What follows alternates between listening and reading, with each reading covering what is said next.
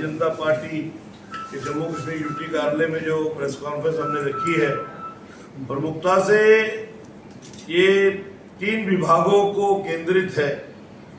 Jammu municipal corporation, Jammu development authority और Jammu Kashmir housing board. अब मैं इसकी बैकग्राउंड पे जाऊं तो चुनावों के बाद उमर अब्दुल्ला की सरकार का गठन होना और उमर अब्दुल्ला का मुख्यमंत्री बनना, और मुख्यमंत्री महोदय के पास अनेक विभाग है, लेकिन उसमें से 3 मेन विभाग है। रेवेन्यू है, फाइनेंस है और हाउसिंग एंड अर्बन डेवलपमेंट है। हाउसिंग एंड अर्बन डेवलपमेंट के अधीन वो तीनों विभाग आते हैं। जिस विषय के ऊपर आज हमने ये प्रेस कॉन्फ्रेंस रखी है कि उनकी आज की परिस्थितियां क्या है। अब मैं ऐसे ये नहीं कहूंगा कि एक्सक्लूसिवली बाहु कॉन्स्टिट्यूंसी ही उस पर निर्भर है। हमारा जम्मू म्युनिसिपल कॉर्पोरेशन का एरिया, जेडीए का एरिया और हाउसिंग बोर्ड के नाते जहां भी हाउसिंग बोर्ड की कॉलोनीज है वो सब एरिया उसके अधीन आता है। लेकिन मुख्यमंत्री महोदय के बाद जो भी 3 प्राइम विभाग है उन तीनों का दिवाला निकला हुआ है।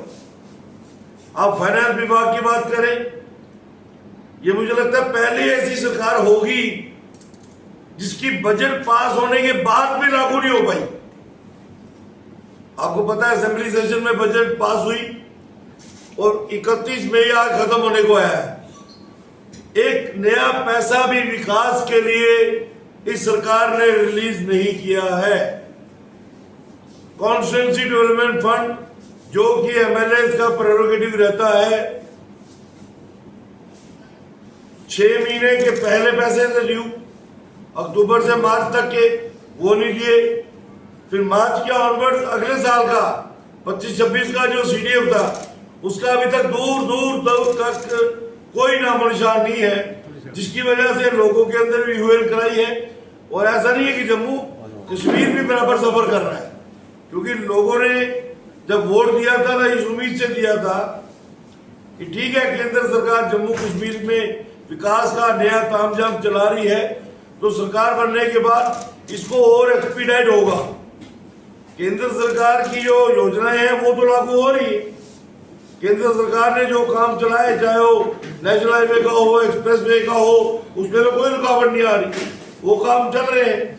लेकिन स्टेट गवर्नमेंट के माध्यम से जो कैपेक्स के पैसे आने थे, जो कॉन्स्टिट्यूंसी डेवलपमेंट फंड्स लेजिस्लेचर्स को मिलना था, वो बिल्कुल 8 महीने में निर्धारित है। 8 जून को विधायक बने हुए सबको 8 महीने हो जाने हैं।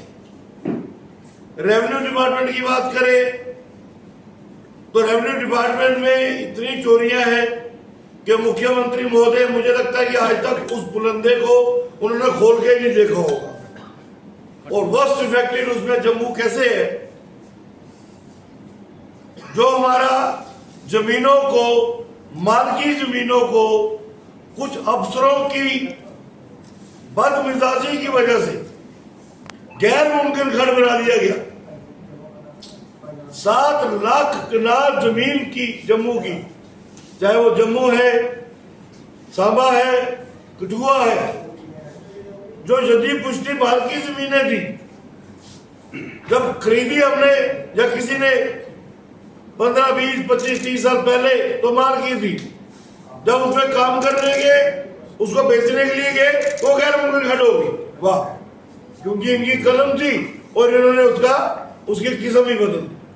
उसके ऊपर मुख्यमंत्री महोदय कोई काम नहीं कर रहे। विधानसभा में भी हमने उस पर बात करी, लेकिन ब्यूरोक्रेटिक ताना बाना और उनका जो जाल है, उस जाल को मुख्यमंत्री महोदय जो है वो भाग नहीं पा रहे हैं। उसका नुकसान जम्मू कश्मीर को और खास करके जम्मू को भारी भरकम हो रहा है, क्योंकि आज ये गैर मुमकिन खड्डों की जद से इन जमीनों को निकालें, जमीनों की सेल परचेज बढ़ेगी तो सरकार के घर में रेवेन्यू जनरेट होगा। जब रेवेन्यू जनरेट होगा तो विकास के लिए आपके पास द्वार खुलेंगे कि सड़कों का निर्माण कैसे होना है, पावर सिस्टम को अपग्रेड कैसे करना है, पानी लोगों के घर तक कैसे पहुंचाना है, वो पैसों से पहुंचेगा। तो पहला विभाग हाउसिंग एंड अर्बन डेवलपमेंट, जिसमें जम्मू बड़ी बुरी तरह से ग्रस्त है, चाहे वो जेडीए है, जेएमसी है, चाहे जम्मू कश्मीर हाउसिंग बोर्ड है। और जम्मू कश्मीर हाउसिंग बोर्ड और जेडीए ने तो तबाही पार ही कर दी है। भाई जो आपने कॉलोनी बना दी, आपने प्लॉट अलॉट कर दिए, आपके नक्शे के अनुसार मकान बन गए, अब दूसरी तीसरी पीढ़ी ने प्लॉट ट्रांसफर कराना है, फिर हाउसिंग बोर्ड की इंटरफेरेंस क्यों? जब आपने राइटिंग में वो प्लॉट जो है as per your terms and conditions एक मालिक को दे दिया, आपकी टर्म्स एंड कंडीशन से उस पर निर्माण भी हो गया, रेजिडेंशियल हुआ, अगर वो कमर्शियल भी हुआ तो आप लोगों की मर्जी के बिना नहीं हुआ, तो फिर आज उसको फ्री होल्ड राइट क्यों नहीं? और यही आज जेडीए का है, ना रेजिडेंशियल को फ्री होल्ड राइट है, ना कमर्शियल को आप कमर्शियल क्लियर कर रहे हो। खास करके मैं कहूंगा मेरी भाऊ विधानसभा क्षेत्र के अंदर जितना भी बड़ा एरिया है, हम ट्रांसपोर्ट नगर को ले लें, हम फ्रूट मंडी वेजिटेबल मंडी को ले लें, आपने जब मंडी की दुकानें दी, उनको स्ट्रिपें दी, आपने एग्रीमेंट किया कि 40 साल के बाद आपका ये एग्रीमेंट रिन्यू होगा। 1980 में आपने एग्रीमेंट किया, 2020 में 40 साल पूरे हो गए, आज 5 साल हो गए हैं, वो एग्रीमेंट आप रिन्यू नहीं कर रहे, तो दुकान का क्या स्टेटस रहा?